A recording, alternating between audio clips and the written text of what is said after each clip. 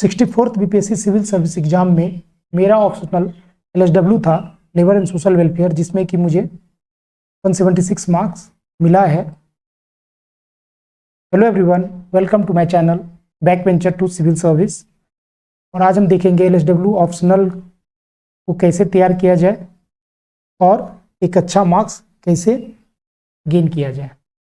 इसमें जो topic cover होगा, एलएसडब्ल्यू एज ए ऑप्शनल क्यों लेना चाहिए, स्टडी मटेरियल उसका कहाँ से मिलेगा, online versus offline, self study versus coaching लेना चाहिए या सेल्फ स्टडी से हो जाएगा, और वैल्यू एडिशन क्या क्या वैल्यू एडिशन अपने आंसर शीट में करें तो डैट एक अच्छा मार्क्स स्कोर किया जा सके। Labour and social welfare as a optional का कुछ पॉजिटिव पॉइंट है तो कुछ निगेटिव भी है। पॉजिटिव पॉइंट जैसे कि शॉर्ट सिलेबस, इसका बहुत ही छोटा सिलेबस है। Topic overlapping with GS1 and GS2, GS1 and GS2 का बहुत सारे टॉपिक है जो कि LSW से ओवरलैप करता है। तो आप जब LSW को प्रिपेयर करेंगे तो आपका GS1 और GS2 के बहुत सारे टॉपिक ऑटोमेटिकली कवर हो जाएगा। इस टॉपिक को आप सेल्फ स्टडी से भी प्रिपेयर कर सकते हैं। स्टडी मटेरियल इसका इजीली अवेलेबल है, चाहे पटना दिल्ली में आप नहीं भी हैं तो भी इसका मटेरियल आप नेट से डाउनलोड करके तैयार कर सकते हैं। क्विक रिवीजन, छोटा सिलेबस होने के कारण आप इसको क्विकली रिवाइज कर सकते हैं so that you will get the more time to focus on GS1 and GS2 and it's also is good scoring optional compare to history, philosophy and the pol science. ये 3-4 साल के trend में देखा गया है कि हिस्ट्री फिलोसफी से अच्छा मार्क्स यहाँ मिल रहा है। एट द सेम टाइम कुछ शॉर्टकमिंग्स भी है, जैसे कि एवरेज मार्किंग होना। LSW में हमेशा एवरेज मार्किंग होता है, इसके कुछ कारण है, उसको हम आगे हाईलाइट करेंगे और कैसे इससे बचा जा सके। उसके बाद लेस इंपॉर्टेंस इंटरव्यू, वो बहुत ज़्यादा पूछते हैं कि आपके ग्रेजुएशन में जब हिस्ट्री था तो आपने LSW क्यों लिया, या छोटा सिलेबस है इस कारण से आप शॉर्टकट अपना रहे हैं, जीवन में आप शॉर्टकट अपना रहे हो तो फिर आप सर्विस में आगे क्या करोगे, इस तरह का बहुत सारा बात होता है। ठीक है, ये जो सब्जेक्ट है वो फैक्चुअल है, तो लिमिटेड स्कोप ऑफ इनोवेशन, इसमें लिमिटेड स्कोप ऑफ इनोवेशन होगा, वो फैक्चुअल टाइप है। आप इसको जितना ज़्यादा रटेंगे, जितना ज़्यादा मेमोराइज करेंगे उतना आपको फ़ायदा मिलेगा। डायनामिक इन नेचर, ये सब्जेक्ट बहुत ही डायनामिक नेचर है, हर एक टाइम अमेंडमेंट होता रहता है, तो आपको अमेंडमेंट के साथ अपने आप को अपडेट करना पड़ेगा। पिछले साल आप जो पढ़ के गए थे उसमें बहुत सारे ऐसे डेटा होंगे जो चेंज हो गए होंगे, तो आपको हर एक टाइम इसको अपडेट करना होता है। अब देखते हैं स्टडी मटेरियल कहाँ से, ऑनलाइन ले ऑफलाइन ले। देखिए, ऑनलाइन एंड ऑफलाइन दोनों मीडियम अवेलेबल है, तो दोनों का आप कॉम्बिनेशन रखिए। पहला काम तो कीजिए, सिलेबस आप डाउनलोड कर लीजिए बीपीएससी की साइट से। बीपीएससी की साइट से ही डाउनलोड करें, बिकॉज ये क्या है कि आपको सारा टॉपिक वाइज दिया हुआ है और ऑथेंटिसिटी उसका ज़्यादा है।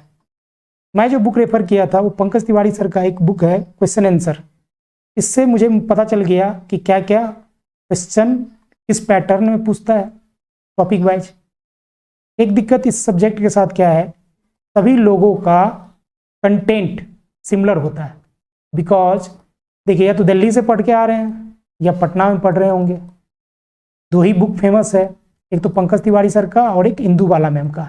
तो सभी लोगों का कंटेंट जब एक ही बुक पढ़ रहे हैं और मैक्सिमम 70% बच्चे LSW से अपियर होते हैं, तो जब इतने सारे लोग अपियर होते हैं और दो बुक ही मार्केट में है तो कंटेंट सभी लोगों का सिमिलर होने का चांसेस बहुत ज़्यादा हो जाता है। जब कंटेंट आपका सिमिलर होगा तो लिखने का पैटर्न ऑलमोस्ट सेम हो जाएगा, और पैटर्न जब सेम होगा तो मार्किंग भी एवरेज होने का चांसेस बहुत ज़्यादा बढ़ जाता है। तो मैंने क्या किया, institute of company secretaries of India का एक स्टडी मटेरियल मुझे मिला नेट पर, इंडस्ट्रियल एंड लेबर लॉ से रिलेटेड। तो इसमें जो इंडस्ट्रियल एंड लेबर लॉ दिया हुआ है ये बहुत ही इलोबरेटेड मैनर में दिया हुआ है। जैसे कि फैक्ट्री एक्ट, देखिए फैक्ट्री एक्ट के लिए क्या किया ना, उस चैप्टर में बहुत अच्छे से एक तो पहले लेसन आउटलाइन दिया हुआ है। ठीक है, उसके बाद जब आप यहाँ पर लर्निंग ऑब्जेक्टिव में देखिए इस हाईकोर्ट का जजमेंट एक है, Ravishankar Sharma versus state of Rajasthan 1993 court held that factory act is a social legislation and it provide for the health, safety, welfare and the other aspect of the workers in factory. तो जब introduction आपका इतना दमदार होगा कि आप किसी कोर्ट के जजमेंट से अपना इंट्रोडक्शन शुरू करेंगे, तो स्वाभाविक है कि दूसरे स्टूडेंट के कंपेयर में आपका जो आंसर होगा वो अच्छा होगा। और देख लीजिए, इस बुक में आप जब आगे बढ़ेंगे तो बहुत जगह ऐसे बॉक्स में सुप्रीम कोर्ट का जजमेंट दिया हुआ है, तो आप अपने टॉपिक के हिसाब से 2-4 जजमेंट लिख कर रख लीजिए और उसको आप एग्जाम में कोट कीजिए अपने सुटेबिलिटी के हिसाब से, जो आपको ईजिली याद हो सके। ऐसा नहीं कि इतना भारी भरकम याद कर लिए और वहाँ जाके गलत लिख दिए। ऐसा छोटा छोटा चीज़ याद कीजिए, उसे वहाँ आप कोट कर सके, ऐसा ही लिखिए, ठीक है। तो गलत मत लिखिएगा, बिकॉज क्या है, उसके एक्सपर्ट, LSW के एक्सपर्ट उसको कॉपी को चेक करते हैं। वहाँ पे यदि आप पकड़े गए तो मार्क्स मिलने की जगह मार्क्स आपका कट सकता है।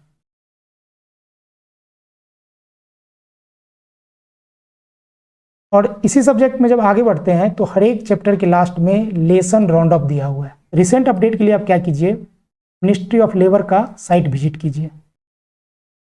टाइम टू टाइम जो भी अमेंडमेंट होता है उसको अपडेट किया जाता है। जैसे देखिए, पेमेंट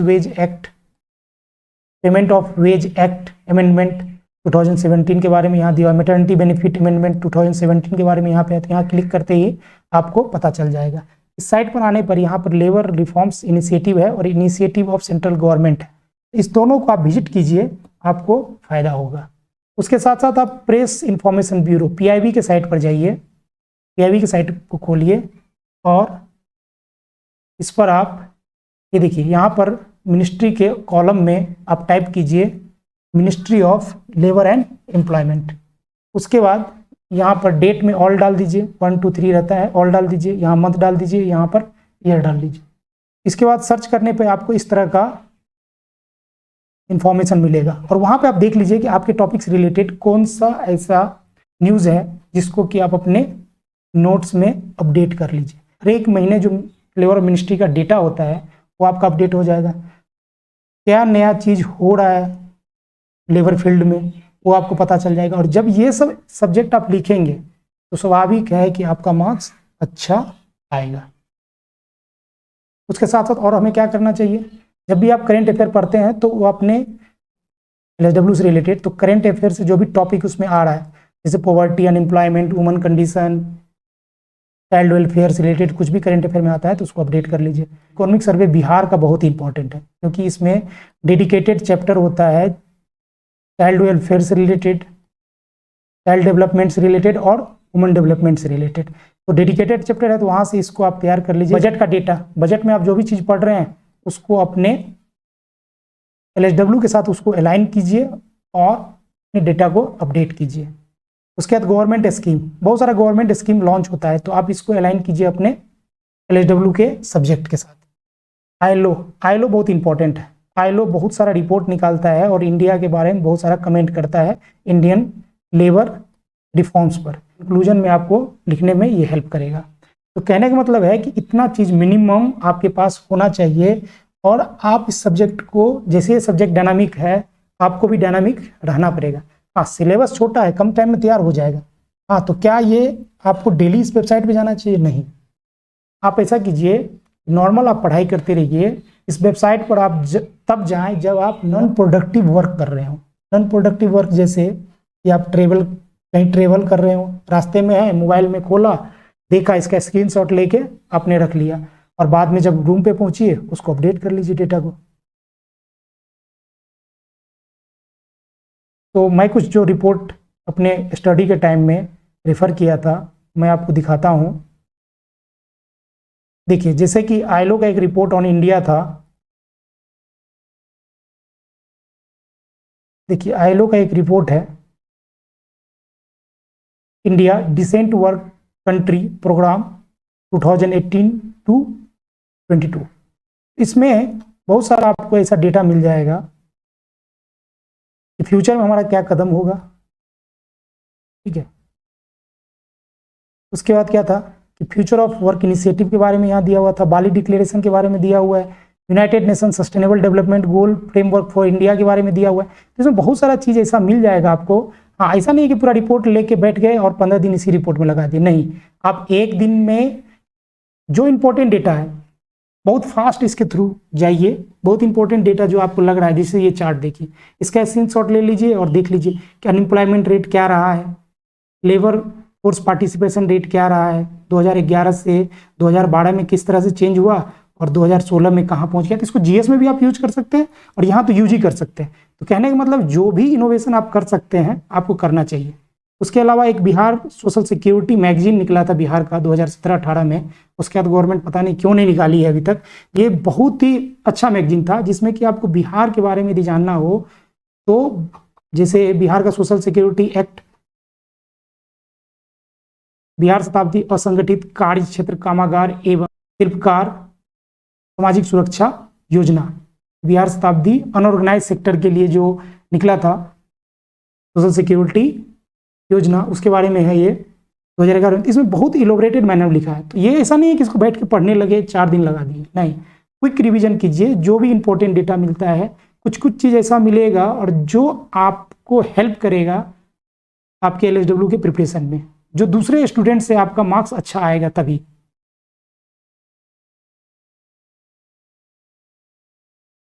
नेक्स्ट देखिए, एक मिनिस्ट्री ऑफ लेबर का एक रिपोर्ट था रिसेंट टाइम का, ये बहुत ही अच्छा रिपोर्ट है, making India a better work place for all. इसमें क्या है कि ई क्रांति के बारे में दिया हुआ है, ऑर्गेनाइज वर्कर के बारे में दिया, अनऑर्गेनाइज वर्कर के लिए क्या क्या योजना चल रहा है, पोर्टल ईपीएफओ के बारे में दिया, बहुत सारा चीज़ ऐसा है इसमें, श्रम सुविधा पोर्टल के बारे में दिया। तो इसको आप रेफर कीजिए। इसको रेफर करने से क्या होगा, सभी का लिंक डिस्क्रिप्शन में डला हुआ है। आप मिनिस्ट्री ऑफ लेबर के साइट पर जाइए, वहाँ बहुत चीज़ ऐसा मिलेगा आपको, ठीक है। अब देखते हैं कि सेल्फ स्टडीड वर्सेस कोचिंग। तो अभी तक में इतना पता चल गया, जब इतना सारा डेटा हम खुद से इकट्ठा कर सकते हैं तो बेटर है कि आप सेल्फ स्टडी से इसको प्रिपेयर कीजिए। तो सेल्फ स्टडी से आप प्रिपेयर करेंगे, खुद से डेटा यदि कलेक्ट करते हैं आप तो डेटा याद रहने का चांसेस बहुत ज़्यादा हो जाता है। हाँ, कोचिंग यदि आपको कोचिंग करना ही है तो जब आप प्रिपेयर कर लें तो जब मेंस एग्जाम हो उससे 1 महीना पहले आप टेस्ट सीरीज ज्वाइन कर लें, तो डैट आपको पता चल जाएगा आपका प्रिपरेशन कहाँ है। जब आप सेल्फ स्टडी करते हैं तो 3 चीज़ का जरूर ध्यान दें। 3C फार्मूला है, मूल मंत्र है किसी भी एग्जाम को क्रैक करने का। एक तो कॉन्फिडेंस होना चाहिए अपने पर कि मैं कर सकता हूँ और मैं करके दिखाऊंगा। दूसरा चीज़ है कंसिस्टेंसी।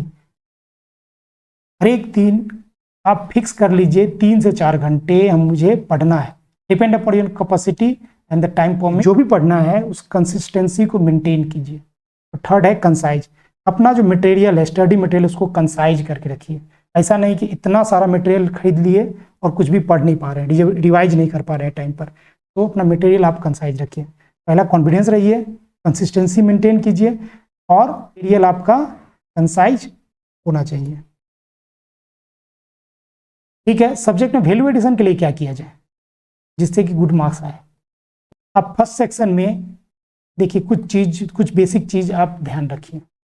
डेटा, जो भी डेटा आप लिखें वो डेटा गवर्नमेंट ऑथेंटिसिटी वाला हो, करेक्ट डेटा हो। ऐसा नहीं कि वो 35,000 से 7,000 पर मंथ वो डेटा चेंज हो चुका है एक्ट में और आप लिख रहे हैं 3500 ही लिख रहे हैं, तो आपका नंबर यहाँ पे कट होगा। या तो मत लिखिए, या लिख रहे हैं तो करेक्ट लिखिए। उसके बाद कोर्ट का जजमेंट, यदि सुप्रीम कोर्ट और हाई कोर्ट का कोई जजमेंट है रिसेंट टाइम का या पहले का जो बहुत फेमस है और उस सब्जेक्ट से रिलेटेड है, तो उसको आप आंसर शीट में डालिए, इससे आपका वैल्यू एडिशन होगा। सस्टेनेबल डेवलपमेंट गोल 8 में देखिए 8.1, 8.2 ऐसे करके बहुत सारा है।